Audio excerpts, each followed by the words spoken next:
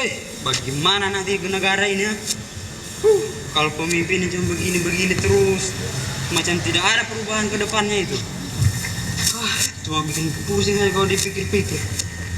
Saya sudah banyak juga yang saya tiada dengar.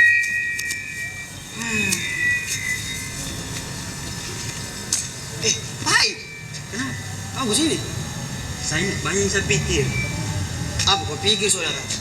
Coba kau pikir ah. Saya sudah berjuang, sudah saya salurkan semua aspirasiku itu. Suara-suara rakyat cuma tiada dengar. Jadi kau ini, daun sudah lihat? Iya, Sudah mulai kau berjuang? sudah putus asa saya, mau dia apa lagi berjuang? Nah, kita ini generasi muda, kita ini pemuda.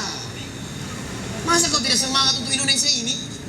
Sama kau sudah tampilnya begitu juga. Aduh, Ranga. Begini itu yang namanya wakil rakyat itu mana? Tidak ada mewakili suara rakyat itu. Tidak ada didengar suara rakyat. Iyo, tapi kau semangat saya kita untuk perjuangkan negeri ini dan kalau masih hidup Soekarno menangis melihat kau ini Pak. Kau tidak ingat kata-kata Soekarno itu? Berikan aku 10 pemuda akan ku guncang dunia. Jangan kau salah paham dengan guncang dunia, bukan di gempa itu, bukan gempa. Guncang dunia itu kita ini generasi muda, kita ini yang pemudanya itu kasih gerak itu dan begitu Kalau kau semangat seperti saya ini, Soekarno tidak perlu cari 10 Pak. 8 saja, 8. Kita dua yang termasuk sudah. Saya nomor 8. Saya 10. Begini saja, ada acara di sana, acara talkshow begitu Mending kita ada pemateri di sana supaya kau tidak resah dan Coba saya ikut begitu. marah. Mending kita ke sana saja supaya kau mengerti, kau paham. Susah penjelasan yang kau yang berarti dan Anjo, sana kita. Jangan lama-lama, sudah buka sana acaranya. Assalamualaikum Kak, terlambat sudah datang. Gimana? Lambat jalan ya Kak?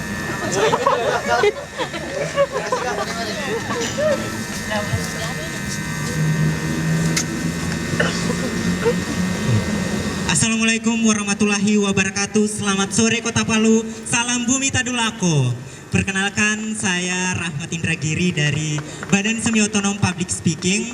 Dan selamat datang di kegiatan kinesik penuh kreativitas dengan tema konstelasi karya pemuda berteman dengan perjuangan. Ya, bisa kita ketahui bersama bahwasanya tanggal 10 November 2020 kemarin adalah Hari Peringatan Pahlawan Nasional Indonesia. Dan bisa kita lihat juga di belakang adalah makam pahlawan Tatura yang mana mereka menumpahkan darahnya untuk memerdekakan Indonesia pada saat ini. Dan juga tak kalah menarik juga kita kehadiran tamu spesial. Selamat datang Kak Andika dan juga Kak Freddy, yang mana Kak Andika ini adalah jurnalis maksud saya, yang paham tentang pergerakan. Dan juga selamat datang Kak Freddy, yang mana beliau adalah aktivis Sulteng Bergerak. Langsung saja nih Kak, untuk Kak Andika, selama pandemi COVID-19 kesibukannya Kak Andika sendiri ngapain aja sih Kak? Selama pandemi COVID-19 ini semua kegiatan itu dirumahkan Kak. Sebagai seorang jurnalis, Kak Andika sendiri ngapain aja selama pandemi COVID-19? Oke, terima kasih. Saya boleh menyapa dulu. Assalamualaikum warahmatullahi wabarakatuh. Waalaikumsalam warahmatullahi wabarakatuh. Semoga semua dalam keadaan sehat dan semangatnya terjaga. Walaupun saya menyampaikannya tidak semangat, tapi di dalamnya tetap semangat. Ya, jadi alhamdulillah dengan adanya pandemi COVID-19 ini banyak yang semakin kaya dan banyak juga yang semakin miskin. Dan alhamdulillahnya di tengah COVID-19 ini selain aktivitas masyarakat itu yang dibungkam, kegiatan di kampus juga dibungkam. Alhamdulillahnya mahasiswanya itu semakin romantis, tidak tajam lagi. Alhamdulillah. Jadi selama pandemi ini alhamdulillah kami sebagai jurnalis itu tidak terpengaruh, kegiatan aktivitas tidak terpengaruh, namun tetap melaksanakan protokol kesehatan dalam setiap melaksanakan kegiatan jurnalistik, meliput dan mencari berita seperti itu. Terima kasih. Ya, kalau Kak Freddy sendiri selama pandemi COVID-19 apa saja Kak aktivitasnya? Cek. Halo, assalamualaikum warahmatullahi wabarakatuh. Waalaikumsalam warahmatullahi Salam kenal, wabarakatuh. saya Freddy Onora, aktivitas sehari-hari di Lembaga Kemanusiaan Sultan Bergerak Advokasi Kebencanaan. Aktivitas sehari-hari masih sama sebetulnya. Justru di masa pandemi ini,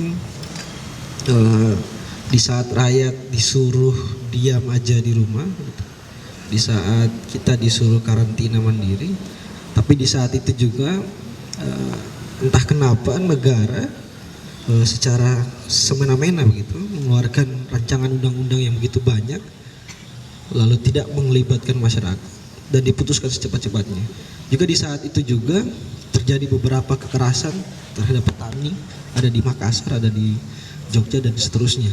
Di saat itu juga penanganan bencana makin kesini, bencana yang saya maksud 28 September, makin kesini dan makin hari kita mulai lupa, makin lama makin kesini makin terlupakan. Di Kota Palu saat ini masih ada 6.000 manusia yang masih tinggal di kamp-kamp pengungsian, yang setiap hari bingung mau dapat uang dari mana, mau beli susu anaknya pakai apa, dan mau makan besoknya bagaimana. Jadi di masa pandemi ada beberapa orang yang mungkin bisa bertahan secara psikologi atau secara ekonomi, tapi di saat itu juga mayoritas masyarakat kita disandra oleh krisis ini, baik krisis kesehatan dan krisis pandemi. Dan kami sepertinya tidak ada pengaruh di masa pandemi, karena ketika kami juga diam saja di rumah, lantas yang lain di luar rumah kebingungan begitu, penyintas dan seterusnya. Ya, kalau dari Kak Freddy sendiri menanggapi hal itu, ada nggak solusi atau pencerahan untuk yang Kak Freddy bilang tadi? Dari banyaknya masalah di NKRI harga mati ini, saya kira solusinya ada pada kita semua, ada pada anak-anak bangsa, ada pada generasi kita hari ini. Mungkin generasi yang saat ini gitu ya, yang duduk di pemangku kepentingan, yang duduk di stakeholder dan seterusnya, sudah mulai lupa cita-cita bangsa, pembukaan undang-undang dasar, nilai-nilai Pancasila, 4 pilar negara dan seterusnya.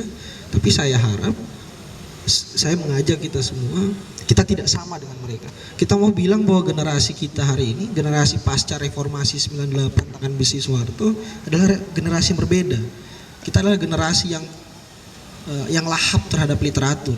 Kita adalah generasi yang dalam gitu, dalam menyikapi sesuatu, dan kita generasi yang tidak diam. Solusinya ada pada kita, saya kira. Berarti dengan diri sendiri dulu Kak ya, baru kita ke orang lain. Tapi saya mau bertanya dulu nih sama Kak Andika. Kalau Kak Andika, menurut Kak Andika, pahlawan itu seperti apa sih Kak?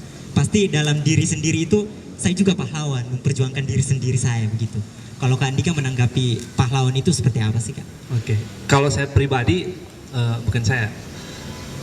Kalau kita buka kamus KBBI, pahlawan itu orang yang berani memperjuangkan kebenaran, berkorban memperjuangkan kebenaran. Nah itu kalau kita buka KBBI ya, Kamus Besar Bahasa Indonesia.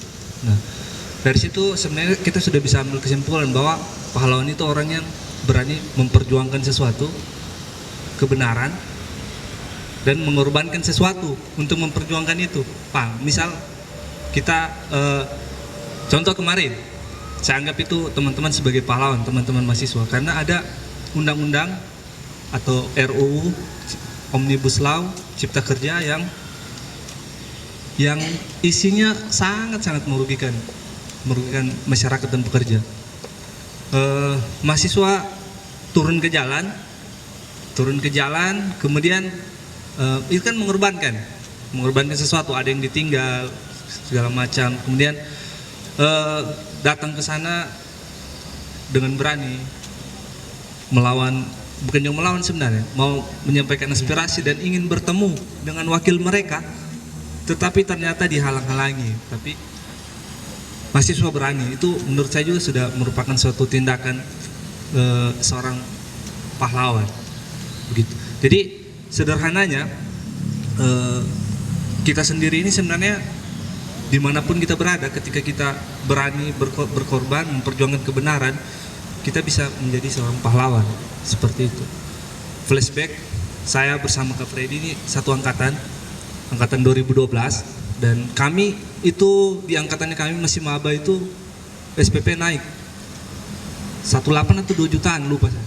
Dan kita membuat diskusi, kemudian kita buat posko penolakan SPP, dan kemudian kita sebarkan gerakannya, karena kita sadar betul seperti temanya tadi, berjuang dengan teman, bahwa perjuangan ini tidak bisa sendiri. Kalau ibarat sapu lidi, satu batang lidi itu mudah patah, tapi ketika dia disatukan, dia susah untuk dipatahkan, bahkan dapat digunakan untuk membersihkan kotoran. Jadi seperti itu. Jadi kita sadar akan hal itu. Saya sama Kak Freddy itu kita menggaungkan, kita besarkan gerakan ide gagasan itu bahwa ada yang keliru. Akhirnya kita berhasil menurunkan SPP sepanjang sejarah di Untat. Angkatan 2012 dari 2 jutaan kalau tidak salah itu turun jadi 16, dan terakhir yang merasakan itu siapa? Angkatan berapa di Untat? 17.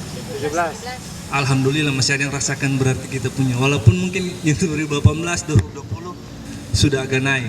Nah, itu menurut saya juga bukan saya sebagai pahlawan, tidak, tapi tindakan yang arahnya ke arah sebagai seorang pahlawan. Walaupun bukan saya, kita bareng, walaupun saya sendiri tidak mampu tentunya. Begitu, terima kasih. Kalau menurut Kak Andika, perbedaan pahlawan dulu dan sekarang itu bagaimana Kak melihat situasi sekarang? Kita flashback lagi. Kalau penjajahan pahlawan itu kita melawan kolonialisme. Kita lawan itu tentara Belanda, Jepang, dengan orang bilang kita pakai bambu runcing. Kemudian dilawan, sementara mereka menggunakan senjata api. Nah, itu perjuangan seperti itu dulu. Pahlawan-pahlawan bergerilya kemudian menyerang Belanda untuk mengusir penjajah. Dan alhamdulillah di tahun 1945 tanggal berapa? 14-15 pada saat itu Jepang dijatuhkan bom kan, sehingga terpaksa pasukan Jepang yang saat itu menguasai Indonesia ditarik mundur. Jadi sebenarnya saya belum sepakat kalau dikatakan Indonesia ini merdeka dari perjuangan sendiri. Tidak. Karena pada saat itu Jepang, kan sebelumnya Belanda diusir sama Jepang. Kemudian Jepang ini dijatuhi bom atom sama sekutu kan. Nah, ditariklah mundur ini Jepang untuk membenahi negaranya. Kosong kepemimpinan di Indonesia. Nah, makanya Soekarno didesak, dibentuklah BPUPKI, kemudian menjadi PPKI, dan terakhir menjadi Panitia 9 untuk mempersiapkan kemerdekaan. Dan pada saat itu Soekarno diculik, dikenal atau disebut dengan peristiwa Rengas Dengklok. Pada saat itu diculik, harapannya pemuda menculik Soekarno ini supaya tidak terpengaruh dengan janji-janji Jepang. Jadi Jepang sudah menjanjikan bahwa Indonesia akan dibuat merdeka, sudah dibentuk. Sebenarnya janjinya Jepang itu tidak akan ditepati kalau menurut saya. Ini masih asumsi, tapi kalau saya baca seperti itu. Makanya Soekarno dan Mohatta itu dia diculik supaya tidak terpengaruh dan didesak untuk memproklamasikan kemerdekaan Republik Indonesia. Kalau untuk Kak Freddy sendiri menanggapi, ya berbicara mengenai Soekarno, yaitu presiden pertama di Indonesia, dan beliau juga adalah pahlawan yang menumpahkan darahnya memperjuangkan Indonesia merdeka sampai saat ini. Kalau Kak Freddy sendiri, definisi apa sih yang membuat kita itu dibilang sebagai pahlawan, Kak?